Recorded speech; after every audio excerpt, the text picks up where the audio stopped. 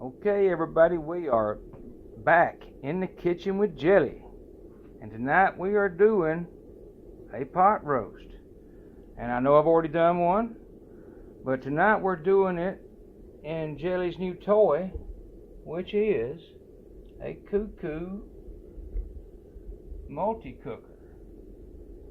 That's right. A company in South Korea, Cuckoo, was kind enough to send me that. And I really appreciate it. I appreciate it a lot. We're going to cut to the chase. I'm going to do a cook on the roast, and we're going to see how the Cuckoo does. It's a little different. I've already cooked one of these roasts in it.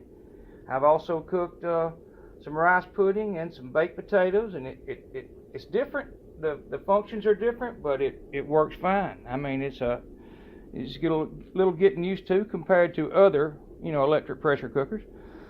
But pretty much we're going to do the same identical recipe I did on a video you may have seen from my Instant Pot videos.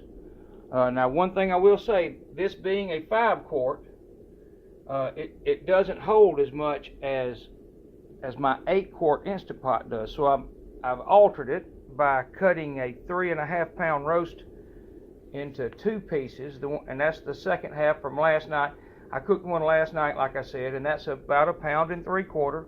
So was the other one. And we're going to cut up what we can get of this in there, which last night I got pretty much everything you see right here in there. Maybe I may take a few of these celery sticks away. And anyhow, we're not going to do a lot more talking. Like always, I'm going to try and make it short as possible. But again, it's kind of to see how the Cuckoo pot does. And so far, I'm fairly impressed. It's a great device with some different features, and I'm fixing to show you what you kind of got to be ready for. And with that being said, I normally wouldn't do all this, but we're going to set this up right quick to we'll sear the meat while I'm cutting up the vegetables. So when you do that, on this one, instead of having a sear button similar to the Instant Pot or other electric cookers, this one has a lot of presets, or no more than the others, but it also has voice, and that may irritate us a little bit when I'm trying to talk, because it tells you what's going on, so you kind of got to wait on that. So this may be a little longer video than I normally do, but we're going to have to I want you to hear it talk, and it tells you when stuff's done. It makes a noise when it's done. It makes a noise at several times. But the thing is, the presets, you get to them like this, and it's kind of hard to see. The screen has a very reflective screen on it, so I'm going to try and make it where you can see them, but that doesn't mean you're going to be able to. So vegetables. So you can see it's telling me on which ones I'm on. Browning fried. And we're going to go all the way back to that one. But what I'm getting at is it speaks, it talks in English and Chinese, I hear. I probably couldn't use the Chinese, but some. All right, what we're going to do though is the browning, because we're cooking time and heating level with selection button minus or plus and heat button. Then press the cook button. All right. Just like she said, we're going to set the time and the heat level. And it has 6 settings on heat. Well, naturally for sear, I won't say the highest level. Some people might not, but I usually do. So right now it's on time. So we're going to go ahead and raise the time. I think the maximum on this is 30. So we're going to make it 30. All right, now to set the heat, or vice versa, and I hope it will focus where you can read that, but that is what it says right there. It's heat/time setting to sec is what it says, and it may not focus. I've had little issues with focusing on that later, but I'll make sure we get it in there before it's over with. So you can see the numbers. So right now I'm going to the heat setting. Setting mode for cooking heating level. Set the heating level with selection button minus. And as she was telling us what to do, but this is what you do. You just press through the selection. Obviously, it's pretty simple, all the way to LE6, which is level 6, I guess. I'm not sure, but now that makes it on high heat for 30 minutes if we want it. And it's just depending on how long we need it. So obviously I'm going to put a little oil in the bottom of the pan. Now one thing you have to do, whether the lid is opened or closed during your cook, no matter what kind of cook you're doing, you have to lock it. So even though it's not going to be closed, you have to place it in a locked position. Alright, now all we need to do is press cook. Starting the browning fry. And as you can hear, it's starting the browning fry. Alright, now all we'll do is let it get a little warm, and then we're going to obviously place that chuck roast, that 1 3/4 pound chuck roast, in the in there and let it brown on all sides. So I've got a tripod this time. I'm doing things a little bit different tonight, so there's a little bit of learning on 2 or 3 things going on. But long story short, we're going to let this come to heat, and then I'm going to put that roast in there. But while we're doing that, while that's warming up, I'm going to get my vegetables ready. I like to wait till the last minute, most of you know, because they start drying out or browning, all types of things. So we got plenty of time while that heats. That's going to make this a longer video also, but hey, it's not that big a deal. And this is a brand new pot that I really like. It's got some features. One of the features is you don't have to release it manually. It does all that. It has a valve, a solenoid valve, that releases the pressure when it gets when the time is right. You know, it does a full. The timing on it is what is a little bit, I'll say a little bit confusing, but once you get used to it, I think it's fine. And that is, when you set it up to cook, you set up, say like you're doing vegetables, and you wanted to do them for, I don't know, if you were going to do them in the Instant Pot for, say, I'm just going to use for round numbers, say 5 minutes. Well, you don't set this to 5 minutes. You would set this to, say, 15, because you got to have 10 minutes or so for the pressure to come up, 5 minutes for it to cook, and then it will release automatically. But you don't set the cook time. You set the entire time. So there's a little bit of kind of knowing what you're doing a little bit maybe, and I think that comes with all things. But it doesn't. You know how an Instant Pot or an electric pressure cooker, you set it, say, 30 minutes. Well, when it gets to pressure, it starts counting down on its cook. Well, this one, you set it to 30. That means it's going to cut off at 30. So you kind of gotta weigh all that. You gotta take that into consideration. And I know from my roast and other ones, and this being a 5-quart, that I probably need about, I'm gonna say 20 to 25 minutes on this size roast to cook. So that, I'm gonna say 15 to 20 minutes to heat to get the temperature. So what I'm getting at is the total of that would be, say, 40 to 45 minutes. I'm going to do this one on 45 minutes, and we'll see how it turns out. The one I did last night, I did on I think I did 55 minutes, and the potatoes were a little bit overdone, but not that bad. They were still fantastic, and it's a one-pot deal and one setting. It's like on the Instant Pot, a lot of people said that the potatoes were going to be too done, but they're really not.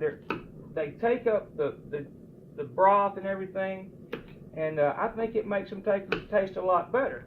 So it's preference. If you want to, it's like you can brown in a different pan if you want to. I like to do it all in one at one time. That's just the way I do it. So everybody does things different. But the way I like to do it is just what I just said. And I really like the feature of it releasing. You don't have to be standing here. In fact, I was telling somebody, you can set it up before you go to a meeting or church or whatever. And 2 hours later, even though it finishes cooking and times out, it doesn't matter, because it releases the steam for you, and then it keeps it warm. So it's a different system, but it's definitely has some advantages, And I'm just going to rough cut all this stuff. Okay, I had a little my video timed out some, so but no big deal. You didn't miss anything. We're still browning, and that was just a feature the phone does or the camera does. It turns off after 10 minutes, so it tells me I'm well above what I normally am. All I'm doing is I'm peeling this garlic. Again, this is just to show people. This is common sense to a lot of people, but like I said, you know, when I was learning to cook, people would say, "Oh, you just do so and so." Well, sometimes you like to see it, and that's what I'm doing. You just take a knife and push it down on it. Maybe you don't. I mean, the flat side of a knife, and you just kind of break that outer shell. I mean, again, this is a little bit most people know, but it doesn't matter to me. That's what I think has to be done. And you get down to that type, you know, when the garlic looks like that. And I usually cut those out, by the way. I didn't know that was there. I cut those stems that are coming up out. Now the roast has been in there now. I've already flipped it once or twice. So honestly, let's see, we're at 16 minutes. We had it set at 30. So that's about 15 minutes worth of browning. Now the thing about browning is I really think it is somewhat for looks. I'll say that. It does add some flavor, don't get me wrong, but I think it's a little bit to do with looks. Alright, I pressed cancel to get that cooled off, because honestly, usually when you're searing meat in a pan, say any other pot I have, you get a lot of buildup on the bottom of the pan. But this, it has, I don't know if you saw when I'm not going to raise that now because it's splattering a little bit, but not horrible. It has something they call X-wall. Well, man, it is very, it works very well. You don't, last night, I didn't get hardly any bits and pieces off the bottom when I deglazed it. So, all that being said, we're going to make sure my stuff looks good here. I'm going to slice a couple of pieces of this garlic up, maybe just cut some of it in half, but I'm just going to kind of thinly slice it, and that'll melt away in there, and you'll never see it, and never bite it or anything that. Some people are a little iffy about that. I'm not, but some people are. So I'm going to do that with all of them, except maybe, you know, cut some, kind of rough cut some while I cut some of these down. And that's all, again, as I've said before, it's all preference. All right, I'm just going to cut this one like in half, maybe a third. And then this, and that is it right there. That's all we're going to do to that. And then, I didn't show that while ago, but it's obvious. You press down with your hand, and it'll pop those loose. Okay, now that right there is somewhat cooled down. I don't like to just throw a cold liquid in the on top of that hot oil. I just don't. Probably doesn't matter, but in fact, I normally take a spatula, not a metal spatula, but like a wooden spatula or some plastic, whatever you want to say, not plastic, but some type of material that can withstand that heat, and I'll scrape the bottom. But if I can show you, I will. There is nothing on the bottom of this. I mean, it is clean, so it's wasting time to scrape that. So, but anyhow, this tripod I got does a few things, so I'm having to learn with it, like I said earlier. So, but either way, now all we got to do. Now, I'm going to cut up 2 of these potatoes for sure. I'm going to cut up a red one and a white one. Let's see if I got everybody in the camera, and I do. And I'm going to set those face down on the flat end. Right here. Now, that's what I'm going to set the roast on. I'm going to set the roast right on top of those potatoes. And that's really just kind of to keep it out of the very bottom, but it does not matter, I'm sure, but I do that just to keep it from, I don't really have a good reason. It's just because I do. And now everything's going in. Mushrooms, carrots, celery, everything's going to dump right in. Just like that. I'm going to put these potatoes in whole. And I actually might could get another potato in there. But with this size roast, 4 potatoes is probably enough for 4 people. and it will be here, you know, and I'm figuring a potato a person. And there's the onion, the garlic, the celery and all. And then work it down to where you stay below your levels. And I think I'm going to be able to get the rest of this in there and stay, you know, below my max level. So everything will be good. The garlic and all went in. And I doubt I could have got another potato in there. I don't think I could have. So that works out great for a 1 3/4 pound chuck roast and 4 of those size potatoes. Now, the only other thing I'm going to do is I'm going to put chicken broth up to the 6 cup level, which is marked right here. It's marked in the back, and last night it turned to right at 20. This is a 32 ounce carton, and I used all but say 8 ounces, I think it was. So that means I'm putting in 24 ounces. And as simple as it sounds, you just pour it in. I just watch that back line, because last night the 6 cup level was perfect, and that's what we're going to do again tonight. And we're almost there, and we are. And like I said, that's probably pretty close to being exactly 24 ounces, honestly. That's probably not off that by very much. All right, now, the only other thing to do now is to set it up. And that's where you got to kind of, you know, the time is different than what you're probably used to using on whatever type electric cooker you have.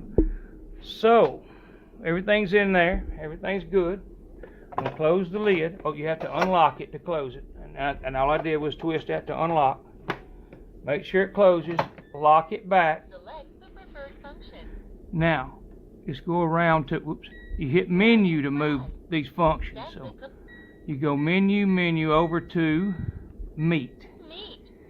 And there's the time. So, whoops, my camera just went crazy. So, what we're going to do, okay, as you saw, the tripod did a trick.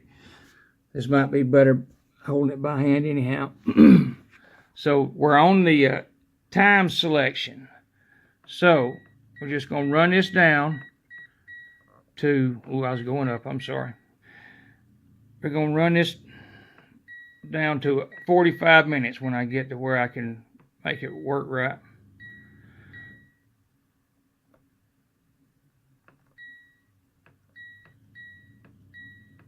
"45 minutes. The heat time you can't change. When you set it to any of these 4, or the first 4, you can't change the pressures. Now you can alter them at other things. It'll do a crock pot style. It'll do steam. Like I said, it's really hard to show these through this screen it has on it, but it has many functions. It's just like a lot of them. It'll do slow cook. It'll do a steam. It'll do multi-cook, and obviously it'll brown, and then it does pressure cooking. It also has an auto clean function right there, if you can see it in the corner, and that's where you put 3 cups of water in and press it, and set it to auto clean, and it steams out the inside. Really high temp it looked like. I did it last night just to see how it looked, and it did great. Okay, so now all we got to do is press cook. Starting the meat. Okay, so in 45 minutes, actually in 42 minutes, it actually plays a locomotive train style noise, and then it will release the steam, and then obviously for 3 minutes it releases steam, and then it's done. Now, one of the other things I'll show you about this pot is that it also has a couple of features I like, which is that water trap. You know, on a lot of them you lose them because they're on the back and they get lost or whatever. Well, that one snaps in. You snap it in and out, simple in and out. And other than that, it's a nice looking device, and it seems to work real well so far for me. Like I said, the roast potatoes and the rice pudding's all I've done, and all those have turned out fantastic. Even me guessing and learning what I was doing. So we'll see what the 45-minute roast looks like here in about 45 minutes. But I'll be back shortly.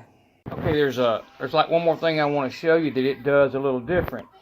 And it may not do it while I'm speaking, but there it goes. It regulates its pressure. Evidently, it's trying to maintain that exact, I think it's 80 kilopascal that these run at. So does an Instant Pot, or close to that. They're all fairly close to that as for high pressure. And so you don't think anything's wrong. It's part of its function. There's nothing wrong with it. It just does that. It's got a valve different than a Instant Pot. It's one of the things I do like about it. It can regulate because it has a solenoid that opens that and maintains pressure, and it also opens it to bleed it down to let the pressure off when it's done cooking, which will be actually in 3 minutes. It says 6, but at 3 is when I was speaking a while ago. It said that it makes a sound like a steam locomotive engine, and it makes a sound. You'll hear it. I'm gonna try and have it running when it goes on. It's got a little tone, and then it'll bleed down and bleed it all the way off, meaning it's ready. So anyhow, I'll be back in a minute. Here's the noise that it makes. Steam release will begin.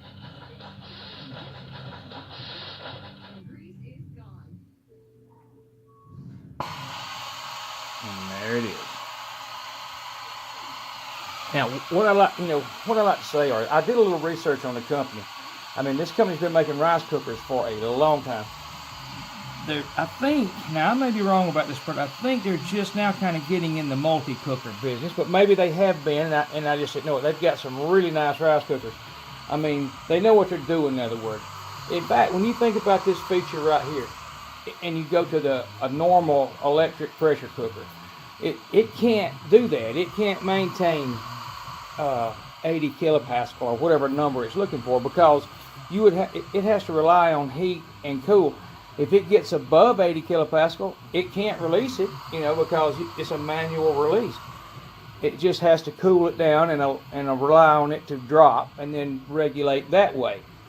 This, honestly, if you want to maintain a perfect pressure, this obviously makes more sense. But that being said, again, we're going to dump that out here in just a minute, let you take a look at it and cut it up and see how it is, and go from there. But we got a couple of minutes and I'll be back. Okay, it's really close to being done, and we're going to let it time all the way out. I was going to let you hear the little thing it does. It has another tone, but anyway, it does that. And just a second, we're going to open it up. We could open it now, honestly, but I'm going to set this camera up, or when I open it, you'll be able to look in there. It says has been completed. Okay, it says OH, and then it switches to warm, which is what I meant while ago by if you were going out, like if you were going out to church. That's a perfect example, because you're going out at 10, whatever time to go eat, and you're going to come home, go to church, and you're going to come home and eat. Well, it switched over to warm. It cooks while you're gone, and this holds it warm, and when you get back, you open it and eat it. So I'm going to set this camera up where when I open it for the first time, you'll be able to see in there better. Okay, we're ready to open it up and see how it looks. Well, I got to unlock it first. So there is unlock. If you'll see, it swings that open. I'm assuming you can see it, yeah. And make sure there's no other, there's no more pressure left in there. So that releases it, and then you open the lid, and there it is. And as you can see, that is pretty good looking pot roast.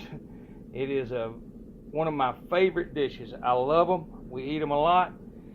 You can do all kinds of things, add different things and all that stuff, but it is just a very good meal that can be fixed now in 45 minutes.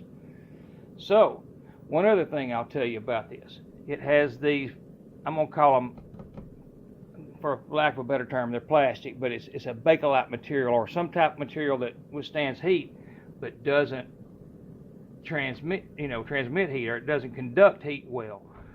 So you can hold it. Although that pot is very, very hot, those handles aren't.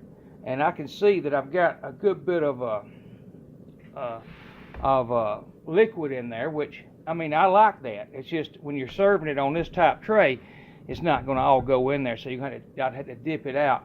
I would like to be able to pour it straight on there, and if I had a different bowl sitting here, I could do that, but I want you to be able to see it. So I'm going to get some tongs and lift some out of there a little bit at the time so we can cut it up, and then we'll pour a little bit of the juices on there for dipping bread in and stuff. That's why I like it so much. And it, honestly, too, when you put it in the refrigerator overnight, I think it helps to have liquid in there. I don't like it sitting there dry in the refrigerator, and then when you're reheating it. And you could even, if you wanted to, you could probably use this bowl and sit right in the refrigerator on a wooden, I have wooden trivets that I sit in my refrigerator, and after that cools down a bit, on all my other electric pressure cookers, I set it straight in there, and I put a lid like I had when I was frying, except a little smaller, and then when I get ready to heat it up again, I set this directly into a pressure cooker or even this device.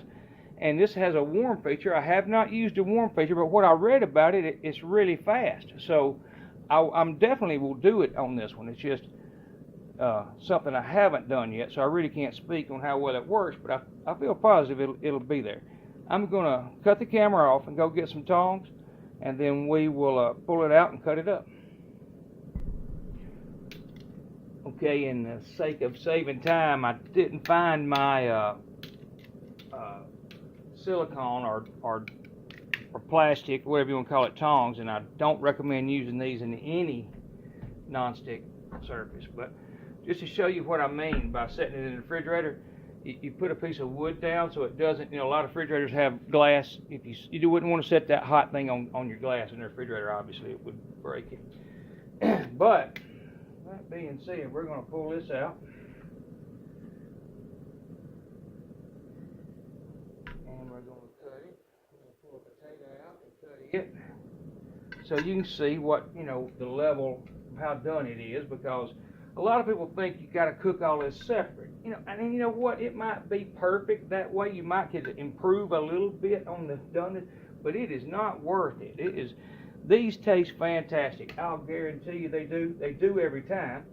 And they're it's all one pot, one time. I mean, I haven't dirtied anything. I browned in that. I've cooked in it. I'm going to store it in the refrigerator and reheat in it. It's a one-pot deal. So, again, I'm going to hunt a knife down now, but we're really close to seeing what we got here. And I'm going to have to...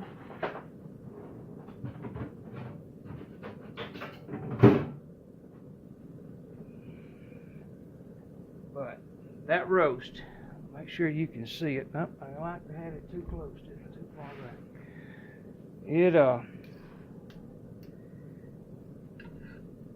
It is perfect. And I'm telling you, these electric pressure cookers are the way to do this now. I mean, that is tender. It is cooked perfect. It's simple. It's really fast. It's easy. A lot of people are scared of scared of pressure cookers in general, and I've heard horror stories too. My grandmother had one, but the new electric ones are totally different. I think this one said it had 14, and don't quote me on that. I got the box right here. I think it says it has. I'm not positive. Don't hold me to this number, but I want to say it has 14 safety features. That's something they couldn't do back on my grandmother's pot. You just couldn't. It had a thing up there. There were plenty of things to go wrong, and they were somewhat dangerous. These, in my opinion, are safe as they get. I mean, there's so many ways for it to shut down. It's looking at a bunch of different. It's not 100. It's looking at a bunch of different things that if they were to go wrong, it would shut off. Not to mention, when it locks, you've got steel locks, and no different than the old pressure cookers. So they had those too, but they didn't have all the other electrical features that would shut it off. So anyhow, that is And you know what? We're going to do something else too, because somebody liable to say, well, you didn't cook it long enough. Well, let's see what the temp is. See if you can see that. I don't know if you're going to be able to see it. I'm going to try and use this camera thing I have now. But anything above 130, 140 on beef is, well, a medium rare steak is 125.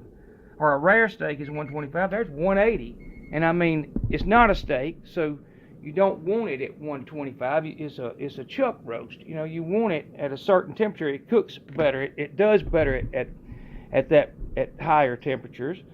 And that right there, I promise you, is one of the best meals you'll cook. And I say in 45 minutes. It took me 15 minutes, if you remember, to brown it. While I was browning it, I was cutting my vegetables. So it's a total time of 1 hour.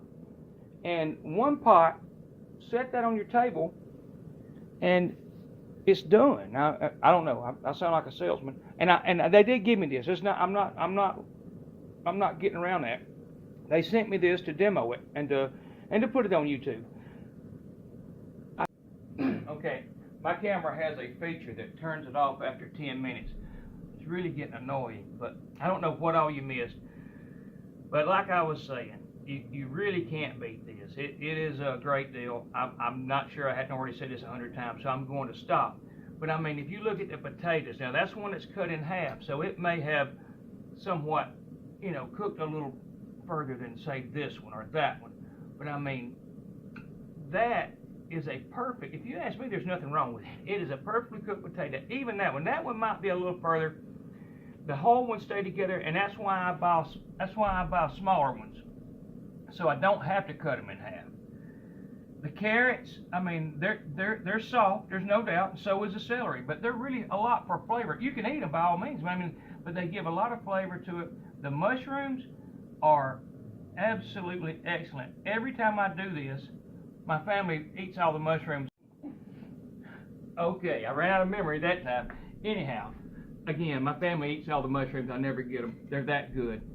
I'm not going to dwell on this anymore. This is a great dish. It's my favorite. It's a fantastic dish. But anyhow, in the kitchen with jelly. Like and subscribe if you don't mind. And thank you very much for watching my video. And y'all have a good night.